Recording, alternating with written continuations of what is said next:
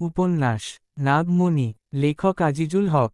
উপন্যাস নাগমণি, আজিজুল হক। অধ্যায় ১, অগ্নিপরীক্ষা। চুনাপাড়া, ছোট এক গ্রাম, চারদিক জুড়ে বাঁশঝাড়, সরু কাঁচা পথ আর গোধূলির ধুলোয় ভরা সন্ধ্যার নীরবতা। দিনের শেষে গ্রামটি যত শান্ত, রাত নেমে এলেই ততই অদ্ভুত হয়ে ওঠে। বিশেষ করে অমাবস্যার রাত। সেদিন আকাশে চাঁদ ছিল না, ছিল কেবল মেঘের ভেতর লুকিয়ে থাকা বজ্রধ্বনির গর্জন। নদীর পানি ফুলে উঠে থই থই করছিল, যেন অদৃশ্য কোনো শক্তি তাকে তাড়া দিচ্ছে। গ্রামের শেষ প্রান্তের পুরনো বটগাছের নিচে দাঁড়িয়ে ছিল এক মেয়ে, নদী। তার হাতে মোমবাতির লণ্ঠন, আলোটা কাঁপছিল বাতাসে। পায়ের নিচে মাটি ধসে পড়ছিল ধীরেই, কিন্তু নদী তবুও দাঁড়িয়েছিল। তার কণ্ঠ কাঁপছিল, কেউ আছো? কোনো সাড়া আসেনি, কেবল দূরে কোথাও বজ্রপাতের শব্দ যেন আকাশকে ছিন্নভিন্ন করে দিচ্ছিল। নদী জানত না, তার চারপাশে যে অন্ধকার ছড়িয়ে আছে, তারও শেকড় আছে শতাব্দী প্রাচীন এক অভিশাপে, সর্পনাগ বংশের অভিশাপ। এমন এক বংশ, যাদের শিরায় বইছে অর্ধেক মানুষের রক্ত, অর্ধেক সর্পরাজ্যের শক্তি। এদের চোখে লাল আভা, শরীরে আছে রূপ বদলানোর ক্ষমতা, আর তাদের রক্তের কেন্দ্রবিন্দু, নাগমণি, যে মণি অমরত্ব আর ধ্বংস দুইই দিতে পারে। সেই সর্পনাগ বংশের শেষ উত্তরাধিকার, সাগর, সেই মুহূর্তে দাঁড়িয়েছিল বটগাছের চূড়ায়। অমাবস্যার অন্ধকারে তার চোখ দুটি জ্বলছিল লাল আলোয়। নদীর চিৎকার তার কানে পৌঁছালো এক দীর্ঘশ্বাসের মতো। এক মুহূর্তে সে ঝাঁপিয়ে পড়ল নিচে। উপরে উঠে যাও। তার কণ্ঠ বজ্রের মতো কেটে গেল বাতাস। নদী চমকে তাকালো। কালো চুল, তীক্ষ্ণ চোখ, অদ্ভুত নির্বতায় মোড়ানো এক যুবক, যাকে গ্রামের মানুষ ভয় ডাকে অর্ধনাগ। সাগর হাত বাড়াল, হাত দাও। নদী হাত তুলতেই মাটি ধসে গেল। সেই সময় হঠাৎ আরেকটি ছায়ামূর্তি পিছন থেকে তাকে ধাক্কা দিয়ে খাদে ফেলে দিল। ছেলেটি মুহূর্তে অন্ধকারে মিলিয়ে গেল। নদী নিচে পড়তে শুরু করল। আর ঠিক সেই মুহূর্তেই সাগরের বুক থেকে বেরিয়ে এলো নীল আলোর এক রেশ, নাগমণির দীপ্তি। আলোটি ছুটে গিয়ে নদীকে ঘিরে ধরল। মাটি যেন তার পায়ের নিচে শক্ত হয়ে উঠল। এক অদৃশ্য শক্তি তাকে ওপরে টেনে তুলল। কিন্তু অন্যদিকে, গ্রামের মন্দিরে জ্বলে উঠল শতপ্রদীপ। যেন কেউ আগেই অপেক্ষায় ছিল। অন্ধকার চিরে বেরিয়ে এলো সর্পনাগ বংশের বৃদ্ধেরা। তাদের চোখ ফাঁপা, মুখে কোটর গভীর ছায়া। মাঝে দাঁড়িয়ে আদি নাগিন, বংশের মাতৃশক্তি। সাগর, এক বৃদ্ধ গর্জে উঠল, নাগমণি ব্যবহার করে মানুষের জীবন রক্ষা, এটা আমাদের নিয়মের বিরুদ্ধাচরণ। শাস্তি জানোই। সাগর নদীকে পিছনে ঠেলে দাঁড়িয়ে গেল তাদের সামনে। শাস্তি নেব, কিন্তু ওকে বাঁচাতে দোষ কোথায়? বৃদ্ধেরা কটুকণ্ঠে হেসে উঠল। সর্পরাজের বংশধর হয়ে তুই মানুষকে ভালোবেসে ফেললি? তাহলে নগ্ন সত্য শোন, নাগমণির আলো যারা ভালোবাসার জন্য ব্যবহার করে, সেই আলো তাদের অমরত্ব কেড়ে নেয়। আজ থেকে তুই আর অর্ধনাগ নও, তুই হবে সাধারণ মানুষ। আর কখনো ফিরবি না সর্পরূপে। নদী কাঁপতে কাঁপতে বলল, তুমি কেন এটা করলে? সাগরের চোখে অশ্রুর আভা। কারণ তুমি একমাত্র মানুষ, যে আমাকে, অর্ধনাগ নয়, নাম ধরে ডাকেছিলে। তার বুকের মাঝখানে থাকা মণির আলো ধীরে ধীরে নিভে আসছিল। যাও নদী, এই গ্রাম ছেড়ে চলে যাও। এখন থেকে আমি শুধুই মানুষ, আর তোমাকে রক্ষা করার ক্ষমতা আমার নেই।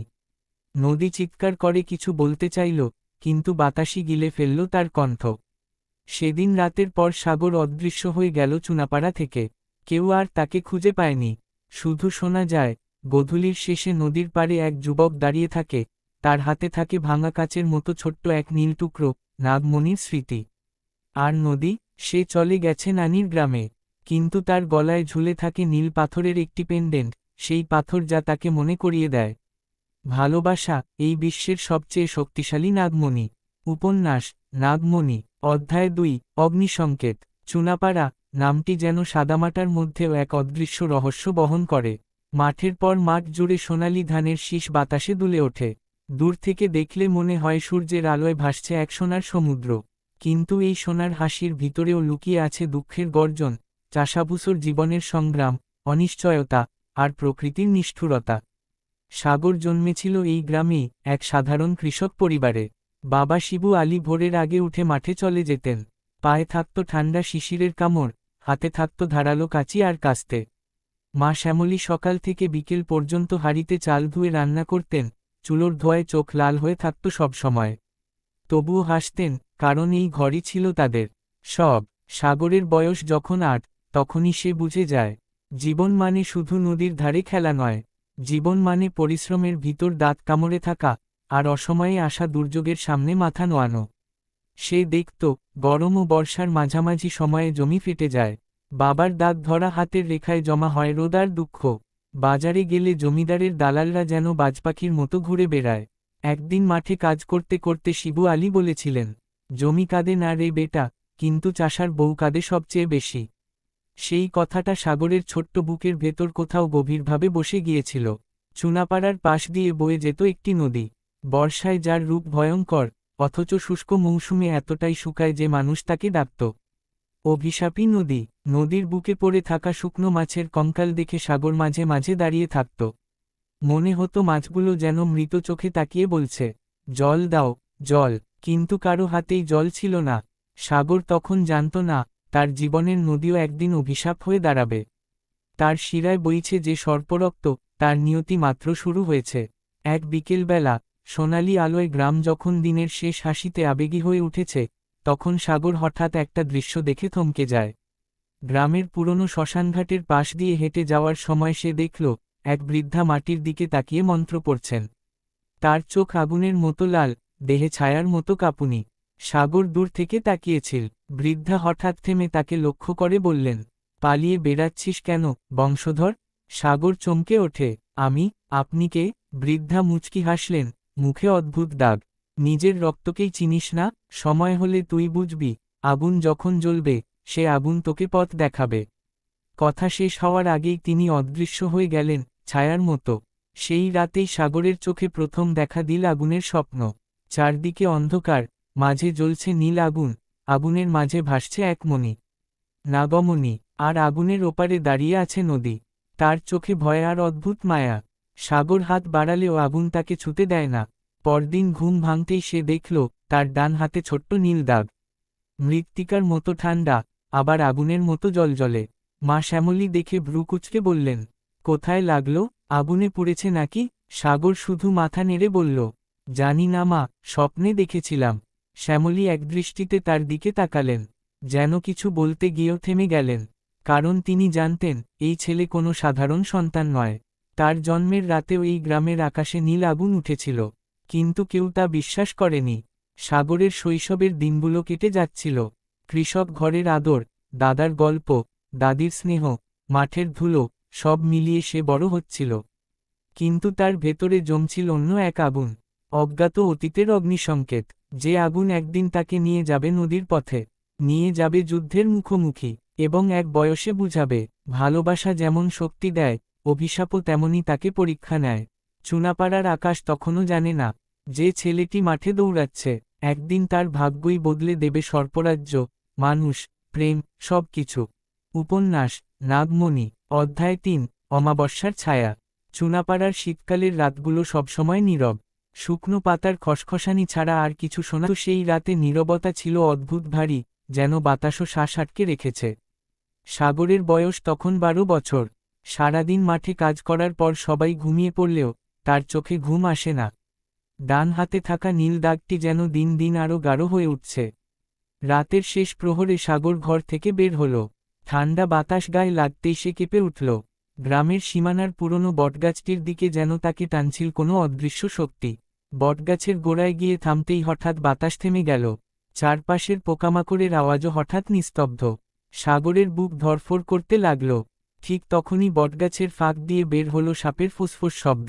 সাগর পিছিয়ে যেতে চাইল, কিন্তু শব্দের মাঝেই ভেসে এল এক নারী কণ্ঠ। ভয় পাস না, তুইই তো আমাদের উত্তরাধিকার। সামনেই এক বৃদ্ধা দাঁড়িয়ে, তার গায়ে পুরনো শাড়ি, কিন্তু মুখে অদ্ভুত দীপ্তি। সাগর তাকে চিনল, শ্মশানঘাটে দেখা সেই রহস্যময় নারী। আপনি আবার? সাগর বলল। বৃদ্ধা হাসল, সময়ের দরজা খুলছে রে ছেলে, তোর রক্তে আছে আগুন, তুই তা চাইলেও পালাতে পারবি না। সাগরের ডান হাতের দাগ হঠাৎ জ্বলে উঠল, নীল আলো বের হতে লাগল। সে ভয় পেয়ে হাত পিছনে সরিয়ে নিল। এটা হচ্ছে কেন? আমার কি হচ্ছে? বৃদ্ধা ফিসফিস করে বলল, অমাবস্যার ছায়া যত ঘন হবে, তোর শক্তি তত জেগে উঠবে। সর্পরাজের রক্ত অপেক্ষা করছে তার অধিকার ফিরে পাওয়ার। সাগরের মাথা ঘুরে উঠল, আমি তো কেবল একজন কৃষকের ছেলে। বৃদ্ধা হেসে উঠল, কৃষকের ঘরে বড় হয়েছিস বলেই বাঁচছিস। সত্য জানলে তুই আজ বেঁচে থাকতিস না। ঠিক তখন গাছের উপরে ছায়া নড়ল। কয়েকটি চোখ লাল জ্বলে উঠল। বৃদ্ধা দ্রুত সাগরের হাত চেপে ধরল। ওরা চলে এসেছে, তুই এখনই ফিরে যা। শক্তি জেগে উঠলে তারা তোকে খুঁজে পাবে না, কিন্তু এখন সময় হয়নি। সাগর সাথে সাথেই দৌড়ে চলে গেল। বাড়িতে ফিরে মা শ্যামলী তাকে দেখে বিস্মিত হলেন। কোথায় ছিলি, শরীর কাঁপছে কেন? সাগর উত্তর দিতে পারল না। মায়ের চোখের ভেতর সেই ভয়, সেই অস্থিরতা দেখে সে বুঝল মাও কিছু জানেন। কিন্তু মা শুধু বললেন, শক্তি আর অভিশাপ কখনো আলাদা হয় না। মনে রাখিস। সে রাতের পর গ্রামে শুরু হলো অদ্ভুত ঘটনা। ১. গ্রামের কুয়োর পানি হঠাৎ নীল রং ধারণ করল। ২. ধানের ক্ষেতে সাপের মতো লম্বা দাগ দেখা গেল, কিন্তু কোনো সাপ পাওয়া গেল না। ৩. মাঝরাতে গ্রামের চারপাশে শোনা গেল ফুসফুস শব্দ। ৪. এবং সবচেয়ে ভয়ের, বটগাছের গায়ে ধরা পড়ল নীল আলোর আঁচড়। গ্রামের বৃদ্ধরা বলল, অমাবস্যার রাত আসছে, কিছুর আগমন ঘটবে। সাগর বুঝতে পারছিল এই সবই তার সঙ্গে সম্পর্কিত, কিন্তু সে জানত না বিপরীত দিকে নদীর জীবনেও ততদিনে শুরু হয়ে গেছে অশনি সংকেত। নানির গ্রামের মানুষ নদীকে খুব ভালোবাসলেও তার আশপাশে যেন সবসময় অদ্ভুত এক নজরদারি থাকে। যেদিন থেকে সে গলায় নীল পাথরের পেন্ডেন্ট ঝুলিয়েছে, সেদিন থেকেই রাতে তার জানলার বাইরে ছায়া ভাসতে দেখা যায়। আরেক রাতে নদী হঠাৎ শুনল, তার জানলার বাইরে কেউ যেন ফিসফিস করছে, ফিরে আয়, সময় আসছে। নদী ভয় পেয়ে জানালা বন্ধ করে দিল, কিন্তু দূরের গাছে লাল চোখের জোড়া তাকে তাকিয়ে দেখছিল, যেন কেউ তাকে অনুসরণ করছে অনেক দিন ধরে। তখনও জনই জানত না, তাদের জনের দিকেই এগিয়ে আসছে এক অদৃশ্য অগ্নিবৃত্ত, যা একসময় তাদের জীবনকে গেঁথে ফেলবে একই সুতোয়। অমাবস্যার রাত আর মাত্র 4 দিন। এখনও কেউ জানে না এই রাতেই জাগবে সর্পরাজের শক্তি, এবং পরীক্ষায় পড়বে সাগর ও নদী জনেই। উপন্যাস নাগমণি, অধ্যায় 4, আগুনের ডাকে। অমাবস্যা ঘনিয়ে এসেছে। চুনাপাড়ার আকাশ যেন প্রতিদিন একটু করে কালো হয়ে উঠছে। সাগরের শরীরেও পরিবর্তন বাড়ছে, হঠাৎ রাগ, হঠাৎ ভয়, আর কখনো হঠাৎ শরীরের ভেতর দিয়ে বিদ্যুতের মতো কাঁপুনি। ডান হাতের নীল দাগটি এখন যেন চামড়া ভেদ করে বাহিরে আলো ফেলছে। সেদিন বিকেলে সাগর মাঠের ধারে বসেছিল। নরম বাতাস গায়ে লাগছিল, কিন্তু তার মন অদ্ভুত ভারী। মনে হচ্ছিল কেউ তাকে দূর থেকে দেখছে। ছায়া আধারের মাঝে যেন অদৃশ্য চোখ তার প্রতিটি শ্বাস গণনা করছে। ঠিক তখনই গ্রামের প্রান্তের বটগাছের দিক থেকে ভেসে এল এক হাহাকার। অদ্ভুত, বেদনাময়, সাপের মতো করুণ হাহাকার। সাগর শরীর কেঁপে উঠল, তার ডান হাত হঠাৎ ঝলসে উঠল। মনে হলো কেউ তাকে ডাকছে, এসো, সময় হয়ে গেছে। সে পা টেনে বটগাছের দিকে এগিয়ে গেল।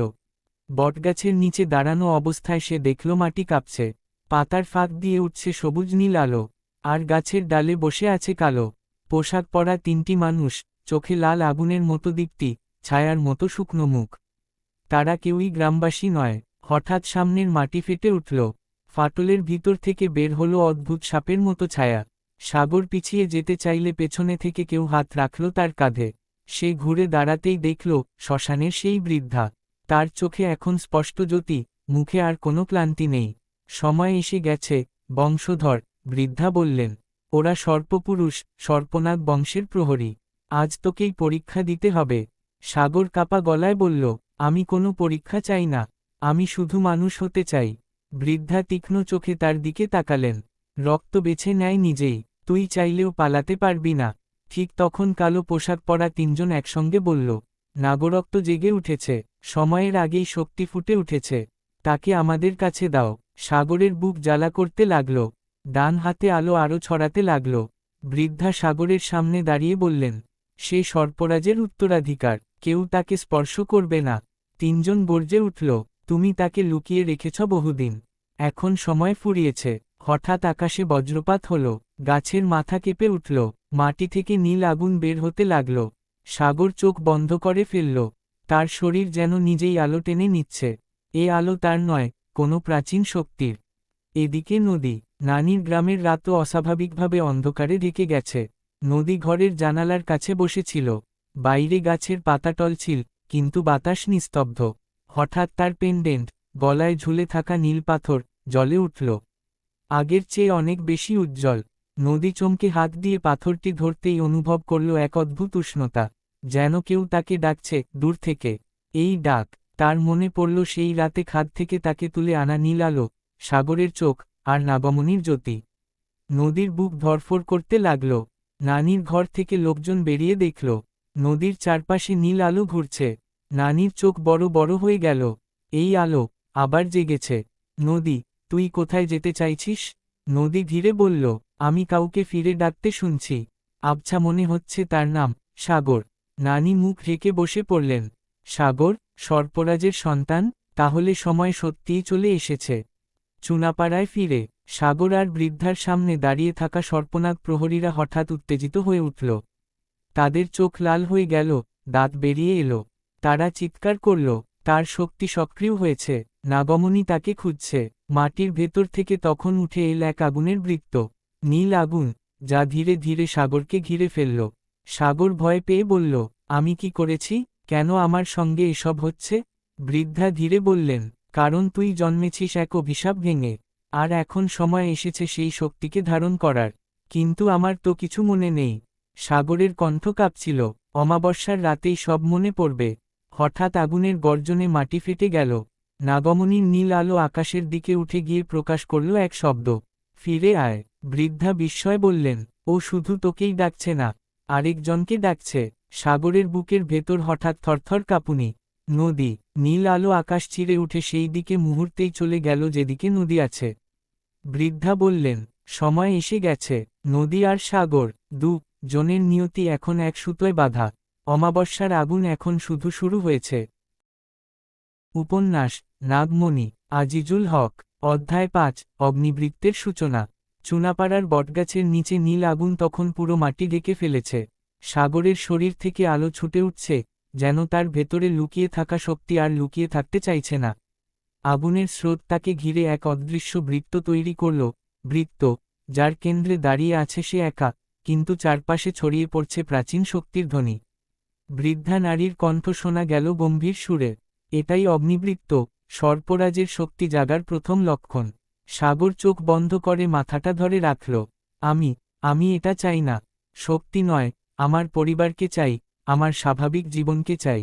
বৃদ্ধা ধীরে ধীরে সামনে এগিয়ে এলেন। রক্তের নিয়ম কেউ বদলাতে পারে না।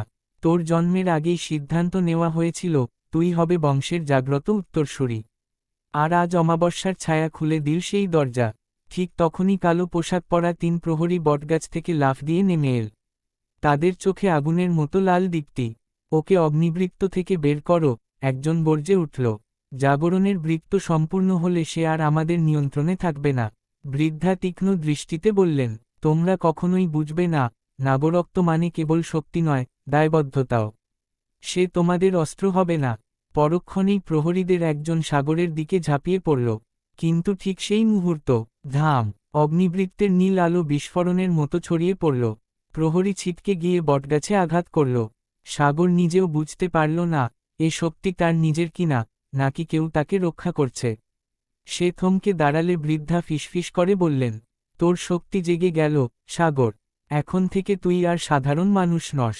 কথা শেষ হওয়ার আগেই আকাশের দিকে তাকিয়ে বৃদ্ধা কঠিন কণ্ঠে উচ্চারণ করলেন, সর্পরাজ আনন্তের অগ্নিবৃত্ত খুলে গেছে।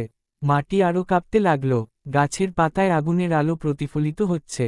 ঠিক তখনই সাগরের শরীর ঢেকে গেল নীল আগুনের আরেক দফা আলোয়। তার চিৎকার বেরিয়ে এল, থামাও এটা, আমাকে বাঁচাও। বৃদ্ধা বললেন, এই পরীক্ষায় তোকে কেউ বাঁচাতে পারবে না, শুধু তুই নিজেই পারবি। এদিকে নদী, নানির গ্রামের আকাশও অস্বাভাবিক। হঠাৎ ঝড়ের মতো বাতাস বয়ে যেতে লাগল।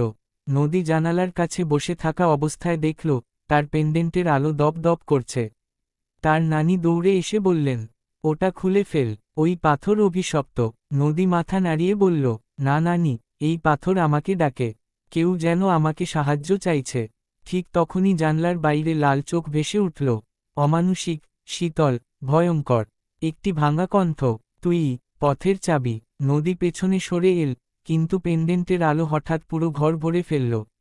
উষ্ণ এক স্রোত তার বুকে জমাট বেঁধে থাকা ভয় গলিয়ে দিল। নদী জানালা খুলে বাইরে তাকাতেই দূরের আকাশে নীল আলো ছুটে উঠতে দেখল, যেভাবে বজ্রপাত হয়, কিন্তু বজ্র নয়। একটি অদ্ভুত সংকেত। সে ফিসফিস করে বলল, সাগর। নানি তার হাত ধরে বললেন, তুই বের হবি না, বাইরে যা আছে তা মানুষের নয়। কিন্তু নদীর মনে হচ্ছিল, যাই ঘটছে, তা শুধু অন্ধকারের নয়। এই আলো, এই ডাক, তাকে সাগরের দিকেই টানছে। নদী ধীরে বলল, আমি জানি, আমাকে যেতে হবে। অগ্নিবৃত্তের মাঝে সাগর, বটগাছের নিচে নীল আলো এখন ধূমকেতুর মতো আকাশে উঠছে। প্রহরীরা সাগরকে ঘিরে ফেলেছে। বৃদ্ধা দাঁড়িয়ে আছেন সাগরের সামনে, ঢাল হয়ে। একজন প্রহরী বলল, তার জাগরণ অসম্পূর্ণ, এখনই তাকে আমাদের হাতে দাও, না হলে পুরো রাজ্য জেগে উঠবে।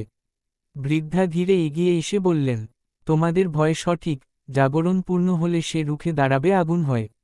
কিন্তু এটিই তার নিয়তি। সাগর হাঁটু গেড়ে পড়ে গেল। নীল আগুন তার দেহের ভেতরে রক্তের মতো ছুটে বেড়াচ্ছে। সে ব্যথায় চিৎকার করে উঠল।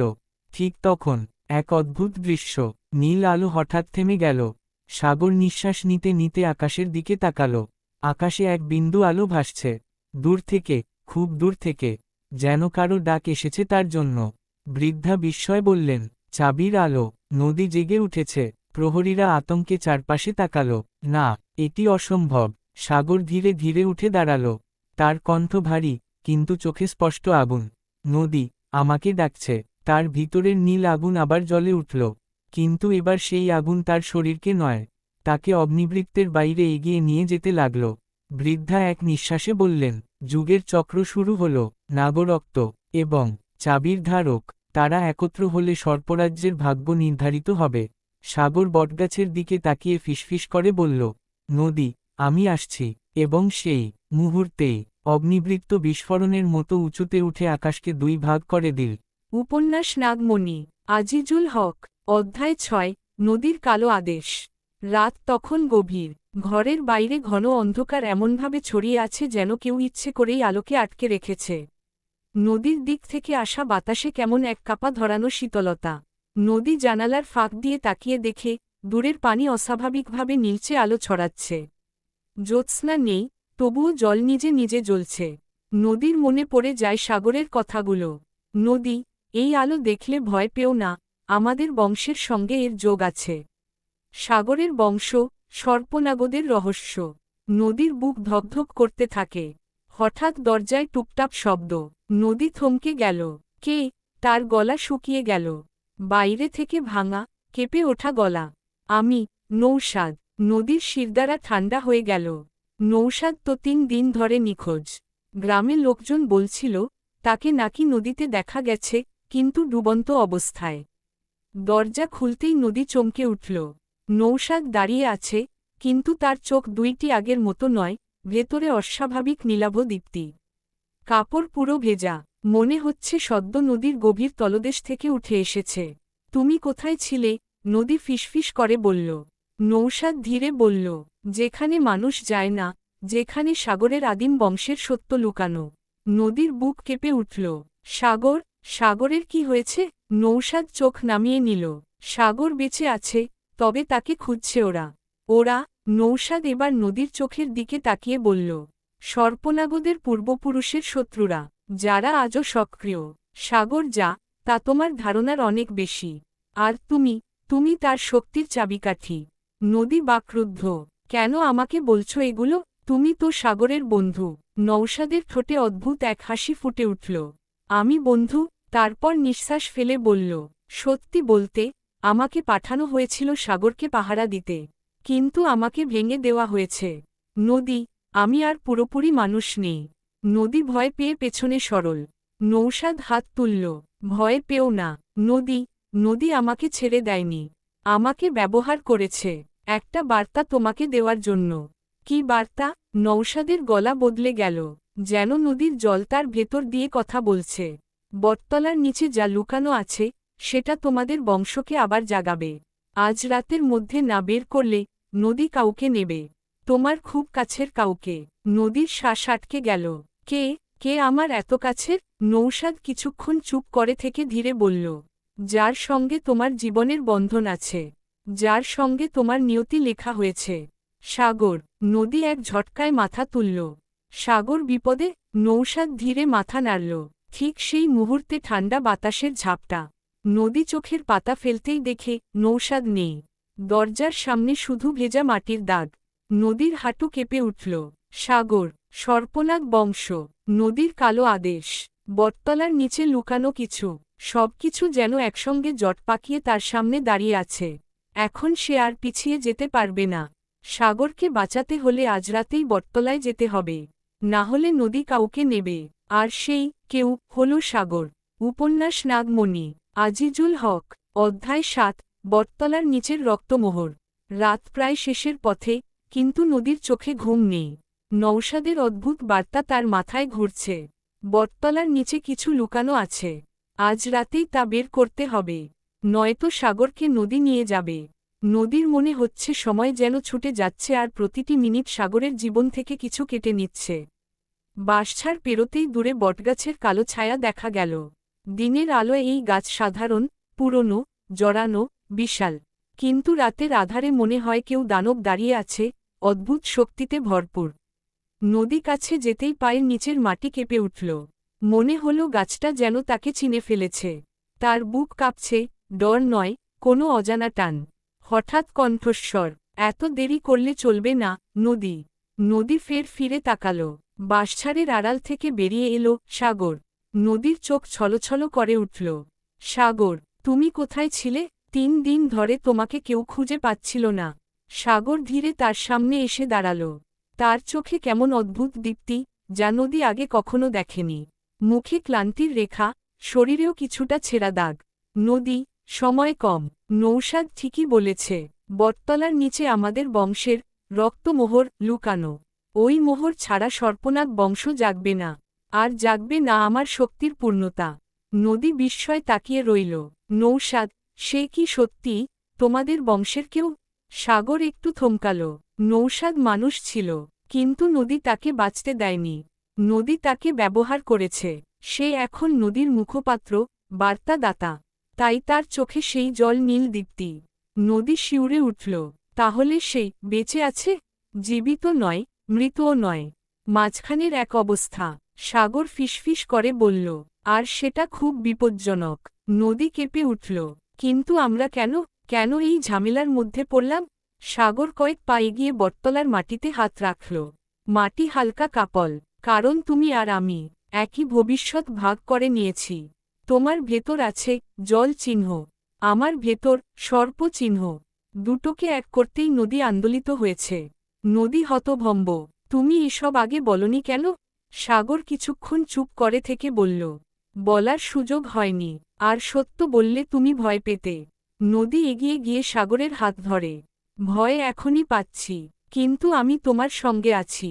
সাগরের চোখে ক্ষণিকের কোমলতা ফুটে উঠল। তবে শোনো, সামনে যা আসবে সেটা আমাদের কারো পক্ষে সামাল দেওয়া সহজ নয়। দুজন যখন বটতলার মাটি খুঁড়তে শুরু করল, দেখা গেল মাটির নিচে লালচে আলোর ঝিলিক। যেন কেউ ভেতর থেকে নিঃশ্বাস ফেলছে। হঠাৎ মাটি ফেটে গিয়ে বেরিয়ে এল একটি পাথরের বাক্স। বাক্সের ওপর খোদাই করা, সর্পনাগ বংশের রক্তমোহর, পাহারা দেবে নদীর অভিশাপ। সাগর বাক্সটি হাতে নিতেই মাটি থরথর করে কেঁপে উঠল। বটগাছের পাতা ঝড় ছাড়া নড়ছে। হাওয়া গর্জে উঠল। ফু। হঠাৎ নদীর পিছন থেকে একটি কণ্ঠ, বাক্সটা ছুবে না। নদী ঘুরে তাকাতেই বুক কেঁপে উঠল। নৌসাদ দাঁড়িয়ে আছে, কিন্তু এবার সে আগের চেয়েও ভয়ঙ্কর। তার কণ্ঠে নদীর গর্জন, তার চোখে নীল আগুন।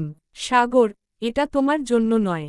মোহর বের হলেও তুমি তা ধরে রাখতে পারবে না, কারণ তুমি অসম্পূর্ণ। সাগর মুঠি শক্ত করল। নৌসাদ, সরে দাঁড়াও। তুমি এখন নদীর খেলনা। নৌসাদ হেসে উঠল। খেলনা হয়তো, কিন্তু নদী আমাকে এক কাজ দিয়েছে, মোহরের সত্য প্রকাশ না হওয়া পর্যন্ত তোমাকে থামাতে। সাগর আর নদী একসঙ্গে দাঁড়াল, এবং প্রথমবার তারা দুজন বুঝল, তাদের বিরুদ্ধে কাজ করছে শুধু নদীর অভিশাপ নয়, বরং নৌসাদের মধ্য দিয়ে জেগে ওঠা এক পুরনো শত্রু। এখন থেকে লড়াই শুধু বংশের নয়, নিয়তির। উপন্যাস নাগমণি, আজিজুল হক। অধ্যায় ৮, রক্তমোহরের জাগরণ। বটতলার চারপাশে বাতাস ঘন অন্ধকারের মতো জমাট বাঁধছে। সাগর আর নদী বাক্স হাতে দাঁড়িয়ে আছে। সামনে নৌসাদ, নদীর অভিশপ্ত দূত। এখন পুরোপুরি মানুষের সীমা ছাড়িয়ে অন্য কিছুর রূপ নিয়েছে। তার চোখে নীল আগুন, ঠোঁটে অদ্ভুত বিকৃত হাসি। নৌসাদ বলল, তোমরা দুজন এখনও বুঝতে পারছ না, মোহর বের হওয়ার পর সবচেয়ে বিপজ্জনক সময় হলো এখন। নদী সাগরের হাতে হাত রাখল। তার কণ্ঠ স্থির, কিন্তু নার্ভ টানটান। সাগর, আমরা একসঙ্গে এসেছি। যাই হোক, মুখোমুখি দাঁড়াব। সাগর মাথা নেড়ে বলল, তুমি পাশে থাকলেই আমি যথেষ্ট। কিন্তু নৌশাদ হাত তুলে এক চিৎকারে বলে উঠল, সত্য জানতে চাও? তাহলে শোনো। হাওয়া গর্জে উঠল, বটগাছের প্রতিটি শেকড় থেকে যেন মৃদু করুণ কান্না শোনা গেল। নৌশাদের মুখ বদলে যেতে লাগল, চোখের নীল আগুন আরও বড় হয়ে উঠল। সর্পনাগ বংশকে ধ্বংস করতে প্রথম আঘাত আমি দিইনি, তোমাদের পূর্বপুরুষই অভিশাপ ডেকেছিল। সাগর ততক্ষণে জ্বলন্ত দৃষ্টি নিয়ে দাঁড়িয়ে আছে। পূর্বপুরুষ যা করেছে, তার দায় আমি বা নদী নেব না। নৌশাদ পাগলের মতো হেসে উঠল, হাসির শব্দে বটগাছের পাতাগুলো কেঁপে উঠল। কিন্তু নদী নেবে, কারণ নদীর রক্ত পূর্বজরা সর্পনাগকে প্রতারণা করেছিল। দুই বংশের চুক্তি ভেঙে যায়, তাদের রক্ত মিশলেও চুক্তি সম্পন্ন হয়নি। আর সেই অসম্পূর্ণ চুক্তির ধারক তুমি। সাগর। নদী বিস্মিত, আমি কিভাবে? নৌশাদ দৃষ্টি ফিরিয়ে বলল, তুমি জল চিহ্ন বহনকারী, তাদের শেষ উত্তরসূরি, যার সঙ্গে সর্পনাগ বংশের শেষ চিহ্ন এক হয়। সেই নাগমণির অধিকারী। হঠাৎ বাক্সের ভেতর থেকে গরম বাতাস বের হল, পাথরের বাক্সের চারপাশে লাল আঁচ জ্বলতে লাগল। সাগর বাক্স খুলে দেখল, ভেতরে একটি রক্তলাল বীজের মতো গোল পাথর, তার ভেতরে সরু, সূক্ষ্ম, সোনালি রেখা। পাথরটি যেন প্রাণ নিয়ে স্পন্দিত হচ্ছে। নৌশাদের চোখ ভয়ানক লাল হয়ে গেল। সেটি স্পর্শ করো না, মোহর জাগলে নদী আর তোমাকে ছাড়বে না। তোমরা আর ফিরে যেতে পারবে না মানুষের জীবনে। নদী ধীরে এগিয়ে এসে সাগরের কাঁধ স্পর্শ করল, তার কণ্ঠ স্থির, গভীর। সাগর, তুমি যদি এই মোহর না জাগাও, তাহলে তুমি বাঁচবে না। নদী তোমাকে পুরোপুরি গিলে নেবে, আমি তা হতে দিতে পারি না। সাগর কিছুক্ষণ নদীর দিকে তাকিয়ে রইল, তার চোখে ভয় নয়, বিশ্বাস। যদি আমাকে এই পথে যেতে হয়, তাহলে তুমি আমার সঙ্গে আসবে, নদী। নদী চোখ বন্ধ করে মাথা নেড়ে বলল, তোমার হাত ছেড়ে কোথাও যাব না। এবার সাগর নির্ভয়ে তার দুই হাত মোহরের উপর রাখল।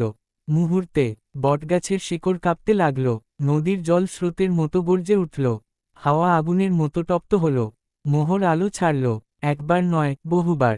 দানবীয় নয়, পবিত্র, প্রাচীন, শক্তিশালী আলো। সাগরের হাত কাঁপছে, তার চোখ ধীরে ধীরে পরিবর্তিত হচ্ছে, চোখে সোনালি রেখা ফুটে উঠছে, তার দেহে সর্পনাগ চিহ্ন জেগে উঠল। নদী ভয় নয়, অবাক হয়ে তাকিয়ে আছে, কারণ সে দেখছে সাগর মানুষ থেকে কিছু অন্য কিছুর রূপ নিচ্ছে। রক্ষক, ধারক, প্রাচীন বংশের অভিশপ্ত শক্তির মালিক। নৌশাদ চিৎকার করে উঠল, থামো, তোমরা জানো না কি ডেকে আনস। যখন আলো কমল, মোহর সম্পূর্ণ জেগে উঠল। সাগর ধীরে হাত নামালো, এখন তার চোখে আছে সোনালি সাপের দৃষ্টি, জাগ্রত সর্পনাগ বংশের শক্তি। সাগর বলল, শান্ত কিন্তু গভীর অশরীরী কণ্ঠে, এখন আর কেউ আমার নদীকে স্পর্শ করতে পারবে না। নৌশাদ, তোমার প্রভুকেও নয়। নৌশাদ পিছিয়ে গেল, প্রথমবার তার চোখে ভয়। তুমি সম্পূর্ণ জেগে উঠেছ। সাগর নদীর হাত ধরল এবং বলল, এবার আমরা সত্যের মুখোমুখি হব। এই অভিশাপের শেষ এখানেই হবে। অধ্যায় ৮ শেষ হয় সেই মুহূর্তে, যখন দুজন একসঙ্গে অন্ধকারের দিকে হাঁটতে থাকে, যেখানে অপেক্ষা করছে নদীর আসল মুখ, অভিশাপের ইতিহাস, এবং সর্পনাগ বংশের শেষ পরীক্ষা। উপন্যাস নাগমণি, আজিজুল হক। অধ্যায় ৯, নদীর গভীর অভিশাপ। মোহর জাগার পরে চারপাশ যেন নতুন এক শক্তির ভারে নুয়ে পড়েছে। বটতলা এখন নিঃশ্বাস নিচ্ছে, হ্যাঁ, সত্যিই। বাতাসের গন্ধ বদলে গেছে, শেকড়ের নড়াচড়া থেমে গেছে, রাত আরও কালো হয়ে উঠেছে। সাগর দাঁড়িয়ে আছে জাগ্রত সর্পনাগ শক্তি নিয়ে, চোখ সোনালি, শরীরে নীল সবুজ আশের ক্ষীণ রেখা, আর সারা দেহে এক ধরনের পুরনো শক্তির অদ্ভুত জ্যোতি। নদী তার পাশে, কিন্তু তার চোখেও এখন অন্য রকম আলো। সাজানো নয়, জন্মগত নয়, অস্তিত্বের গভীরে থাকা এক পুরনো টান। তখনই নৌশাদ আবার কথা বলল, এবার তার কণ্ঠ গুরুগম্ভীর, শান্ত, যেন সে আর আগের মতো রাগে উন্মত্ত নয়। মোহর জাগিয়ে তুমি দুজন শুধু শক্তি বাড়াওনি, পুরনো চুক্তির দরজাও খুলে দিয়েছ। নদী দাঁত চেপে বলল, নৌশাদ, তুমি এসব কেন করছ? যদি নদী তোমাকে ব্যবহারও করে থাকে, তুমি আমাদের ক্ষতি করতে পার না। নৌশাদ ধীরে ধীরে মাথা তুলল, তার চোখের নীল আগুন একটু নরম হয়ে এলো। কারণ সত্য লুকানো ছিল, নদী। তোমরা ভাবছ অতীতের অভিশাপ তোমাদের ওপর নেমে এসেছে, কিন্তু আমি জানতে পেরেছি। তার গলা কেঁপে উঠল, নদী, তুমি শুধু জলচিহ্নধারী নও, তুমি সেই বংশধর, যার ভুলে, যার সিদ্ধান্তে সর্পনাগ বংশ ভেঙে গিয়েছিল। নদী স্তব্ধ হয়ে গেল। সাগর তীক্ষ্ণ দৃষ্টিতে বলল, নৌসাদ, তুমি কি প্রমাণ করতে পারো? নৌসাদ মাটির উপর দাঁড়িয়ে থাকা শেকড়ের দিকে আঙুল তুলল।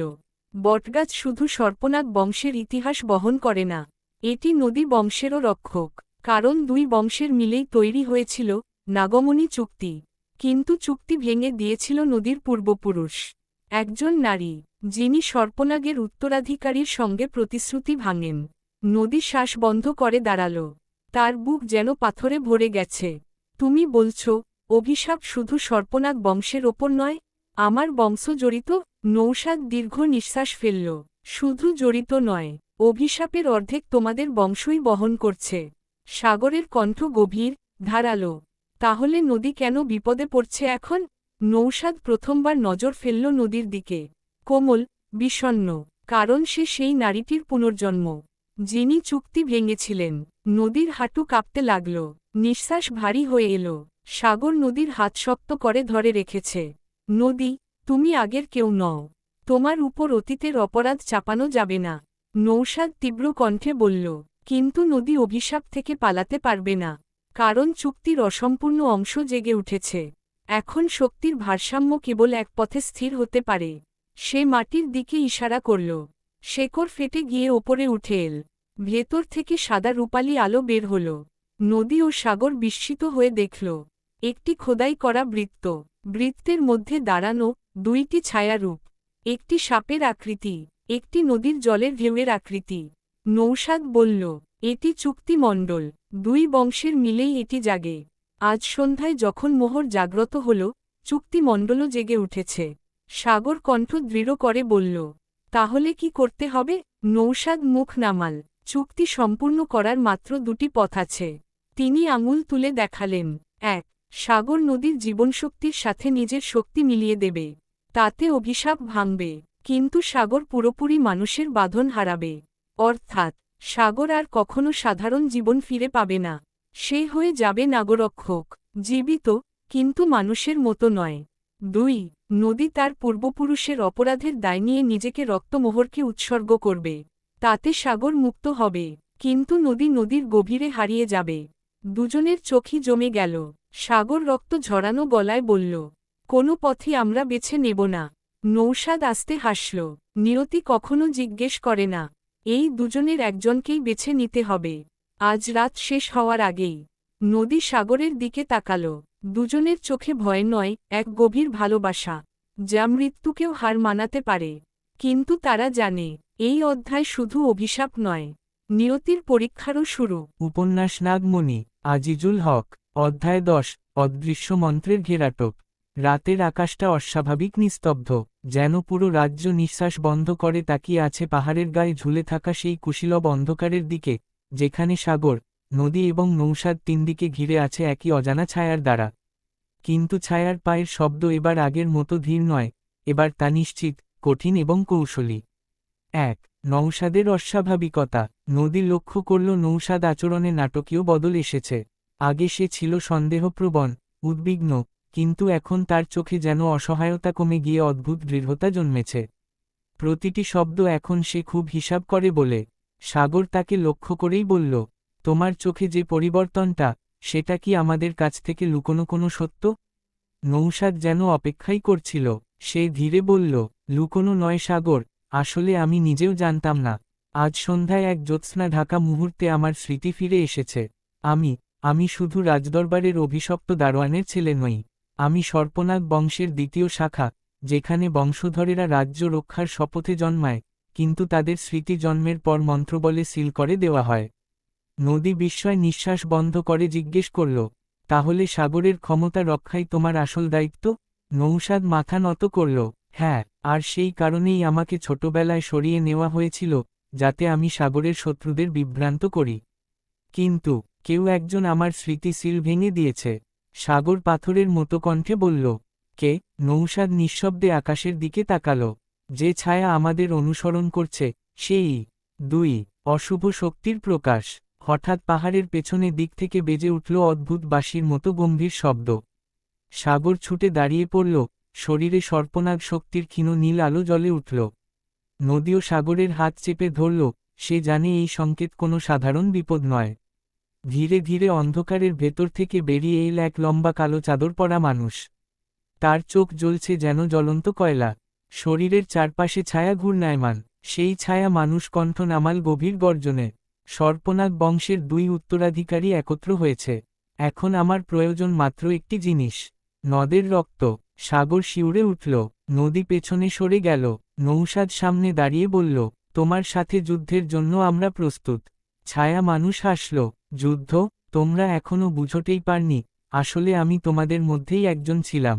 3 চরম টুইস্ট, ছায়ার মুখোশ খুলে যায়। এক মুহূর্তে ছায়া মানুষ তার চাদরের মুখোশ সরিয়ে ফেলল। সাগর, নদী, নৌসাদ, 3 জনই একসাথে থেমে গেল। কারণ মুখোশের নিচে দেখা গেল রাজগুরু মহাশয় প্রাচীনন্দ, যাকে সবাই বিশ্বাস করত জ্ঞানের মূর্তি হিসেবে। নদী হতবাক। রাজগুরু নরম স্বরে বলল, তোমাদের ধারণা ছিল রাজ্যের সর্বশ্রেষ্ঠ মন্ত্রীরা সাগরকে রক্ষা করছে, কিন্তু সত্য হল, আমি এই সাগরের শক্তি দখল করার জন্য পুরো পরিকল্পনা সাজিয়েছিলাম। সর্পনাগ শক্তি অর্জন করা মানে রাজ্যের ওপর নয়, বিশ্বের ওপর শাসন। নৌসাদ গর্জে উঠল, তুমি আমার স্মৃতি ফিরিয়ে দিলে কেন? প্রাচীনন্দ হেসে বলল, 2 উত্তরাধিকারীকে একত্র আনতে। সর্পনাগ শক্তি পুরোপুরি সক্রিয় হয় তখনই, যখন 2 বংশধর একই স্থানে একই বিপদের মুখোমুখি দাঁড়ায়। আর আজ সেই মুহূর্ত এসেছে। তারপর সে নদীর দিকে ইশারা করল, আর নদীর রক্ত হল সাগরের শক্তির শেষ দরজা খোলার চাবি। 4 অন্ধকারের গহ্বরে এক মুহূর্তে প্রাচীনন্দ তার দণ্ড তুলল। চারদিকে বাতাস চিত্রবিচিত্র সর্পের গর্জনে কেঁপে উঠল। নদীকে উদ্দেশ করে এক ঝলক অশুভ শক্তি ছুটে এলো, কিন্তু তার আগেই সাগর নদীকে আঁকড়ে ধরে ঢালের মতো সামনে দাঁড়িয়ে গেল। তার শরীরের ভেতর থেকে নীল রক্ত আলোকের স্রোত বেরিয়ে প্রাচীনন্দের আঘাত প্রতিহত করল। নৌসাদ তলোয়ার তুলে প্রবল শক্তিতে ছুটে গেল ছায়ার দিকে, কিন্তু প্রাচীনন্দ হাসল, খেলা তো এখনই শুরু হওয়া উচিত। এক মুহূর্তে পুরো পাহাড় কেঁপে উঠল। ভূমির ভেতর থেকে উঠতে শুরু করল প্রাচীনন্দের ডাকা অন্ধকার সর্প দেবতা, বহু বছর আগে নির্বাসিত এক মহাশক্তি। সাগর প্রথমবার অনুভব করল, এই যুদ্ধ শুধু তার নয়, এটি রাজ্যের অস্তিত্বের যুদ্ধ। নদী চোখ ভিজে উঠলেও দৃঢ় গলায় বলল, সাগর, তুমি যাই হও, যে বংশেরই হও, আমি তোমার পাশে আছি। আজ আমাদের মৃত্যু হলেও আমরা একসাথে দাঁড়াব। সাগর নদীর হাত শক্ত করে ধরে নিল। সামনে যুদ্ধ, পেছনে মৃত্যু, তবু সাগর অনুভব করল, শক্তির ভিতরে কোথাও যেন নতুন আগুন জ্বলছে। 5 অধ্যায় 10 শেষের ক্লাইম্যাক্স। প্রাচীনন্দ আকাশের দিকে দণ্ড তুলে চিৎকার করল, সর্পনাগ শক্তি, আমার হাতে এসো। অশুভ শক্তি সাগরকে লক্ষ্য করে আঘাতে প্রস্তুত। সাগর নৌসাদকে চিৎকার করে বলল, নদীকে রক্ষা করো, আমি তাকে থামাবো। নদী সাগরের দিকে চিৎকার করল, না, একা যেও না, এটা তোমার মৃত্যু হবে। সাগর শুধু হাসল, মৃত্যু হলেও তোমার জন্যই হবে নদী। এবং সেই মুহূর্তে সাগরের শরীর কাঁপতে কাঁপতে রূপ নিতে শুরু করল। তার ভেতরের সর্পনাগ শক্তি সম্পূর্ণ জেগে উঠছে। আকাশ অন্ধকারে ঢেকে গেল, যুদ্ধ শুরু হল। উপন্যাস নাগমণি, আজিজুল হক। শেষ পর্ব, অগ্নিহৃদয়ের জাগরণ। পাহাড়ের মাথা কাঁপছে, আকাশের ওপর ঘন কালো মেঘ সর্পাকৃতির স্রোতের মতো ঘুরে বেড়াচ্ছে। প্রাচীনন্দ দণ্ড উঁচু করে দাঁড়িয়ে, তার ডেকে আনা অন্ধকার সর্প দেবতা ভূমির বিশাল অংশ ঢেকে ফেলেছে। সাগর, নদী এবং নৌসাদ 3 জনই জানে, এটাই শেষ যুদ্ধ। 1 সাগরের পূর্ণরূপ। নদী বিস্ময় দেখছে, সাগরের শরীরের চারপাশে সর্পনাগ চিহ্ন জ্বলে উঠছে। তার চোখ গভীর নীল আগুনের মতো জ্বলছে। সে আর শুধু মানুষ নয়, সে এখন সর্পনাগ বংশের পূর্ণ জাগ্রত উত্তরাধিকারী। সাগর ধীরে বলল, প্রাচীনন্দ, তুমি জ্ঞান রাখলে, কিন্তু অন্তর হারালে। তোমাকে আজ থামতেই হবে। প্রাচীনন্দ গর্জে উঠল, থামার সময় আমার নয়, তোমার। তোমার শক্তি আমি চাই, আর নদীর রক্ত আমার দরকার সেই শক্তি সম্পূর্ণ নিজের করে নিতে। তার দণ্ড থেকে অন্ধকার ঝড় বেরিয়ে সাগরের দিকে ছুটে এল। 2 নদীর আত্মত্যাগের সিদ্ধান্ত। ঠিক সেই মুহূর্তে নদী সামনে এসে দাঁড়াল। তার চোখে কোনো ভয় নেই, শুধু দৃঢ়তা। যদি আমার রক্তই শক্তির দরজা হয়, তবে জেনে রাখো প্রাচীনন্দ, সেই দরজা তুমি কখনোই খুলতে পারবে না। প্রাচীনন্দ রেগে উঠল, মেয়ে, তুমি বুঝতে পারছ না কি বলছ? নদী শান্ত স্বরে বলল, শক্তি রক্তে নয়, শক্তি থাকে ভালোবাসায়, ত্যাগে, শপথে। আর সাগরের শক্তি সক্রিয় হয় কারণ সে রক্ষা করে, ধ্বংস করে না। সাগর চিৎকার করল, নদী, পিছিয়ে যাও, এটা তোমার জায়গা নয়। নদী তার দিকে তাকিয়ে বলল, তুমি যদি আজ হারো, সাগর, রাজ্য হারবে। আমার বাঁচা না বাঁচার চেয়ে রাজ্যের ভবিষ্যৎ অনেক বড়। সাগরের গলা শুকিয়ে গেল। নৌসাদ চোখ ভিজে উঠল। ৩ নৌসাদের জাগরণ। হঠাৎ নৌসাদের শরীর থেকেও আলোর ধারা বের হতে শুরু করল। সে দ্বিধায় বলল, আমার ভেতরেও শক্তি জেগে উঠছে। সাগর বিস্মিত। নৌসাদ বলল, সর্পনাগ বংশের দুটি শাখা, তুমি মূল শাখা, আমি রক্ষাকারী শাখা। যুদ্ধে আমরা দুজন একসাথে থাকলে শক্তি দ্বিগুণ হয়। প্রাচীনন্দ অবশেষে বুঝল যে সব হিসাবই ভুল করেছে। না, এটা হতে পারে না।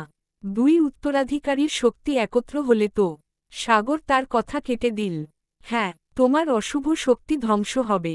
এটাই সর্পনাগদের প্রাচীন নিয়ম। ৪ মহাযুদ্ধ। অন্ধকার সর্প দেবতা গর্জে উঠল। সাগর এবং নৌসাদ একসাথে আলোর ঢেউ ছুড়ল। পাহাড়ের চূড়া বিস্ফোরণের মতো আলোয় ভরে উঠল। প্রাচীনন্দ মরিয়া হয়ে নদীর দিকে শক্তি ছুড়ল। কিন্তু নদী সেই শক্তির সামনে দাঁড়িয়ে থাকা সাগরের দিকে তাকিয়ে বলল, সাগর, আমি তোমার শক্তির অংশ। এ যুদ্ধ তুমি জিতবেই। নদীর কণ্ঠে শপথের মতো ওজন ছিল। সাগর চিৎকার করে উঠল, নদী আমার শক্তির উৎস, তাকে ছুতে দেব না। এক মুহূর্তে সাগরের শরীর থেকে নিখাদ সাদা নীল আলো বেরিয়ে অন্ধকার সর্প দেবতাকে ভেদ করে গেল। নৌসাদের শক্তিও তাতে যোগ হল। অশুভ দেবতা গর্জন করে ভেঙে পড়ল। দণ্ড হাতে প্রাচীনন্দ নিজের চোখের সামনে তার ডাকা দেবতার পতন দেখে উন্মাদ হয়ে উঠল। না, না, এ অসম্ভব। সাগর নরম গলায় বলল, শত্রুতা কখনো শক্তিকে সম্পূর্ণ করতে পারে না। ভালোবাসা পারে, ত্যাগ পারে, ঐক্য পারে। এবং সেই মুহূর্তে তাদের যৌথ শক্তির শেষ তরঙ্গে প্রাচীনন্দ ভূমিতে লুটিয়ে পড়ল। তার দণ্ড ফেটে দুই ভাগ হয়ে গেল। অন্ধকার বিলীন হল। ৫ নোংরা রাজনীতি ও মন্ত্রের অবসান। অন্ধকার কেটে গেলে পাহাড়ের ওপর দাঁড়ানো তিনজন মানুষের মুখে শুধু শান্তি। সাগর হাঁটু গেড়ে নদীর হাত ধরে বলল, তুমি আজ আমার জীবন বাঁচালে। তুমি না থাকলে আমি কখনো এই শক্তিকে নিয়ন্ত্রণ করতে পারতাম না।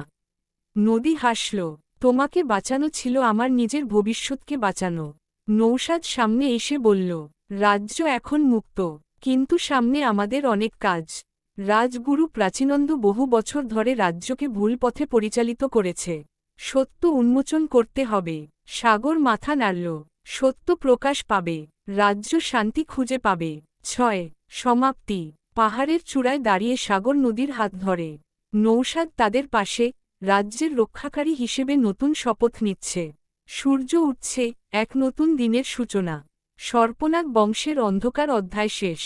নতুন ইতিহাসের শুরু। এবং সেই ইতিহাসে সাগর ও নদীর নাম লেখা থাকবে একই লাইনে, শক্তি, ভালোবাসা, ত্যাগ এবং মুক্তির প্রতীক হয়ে।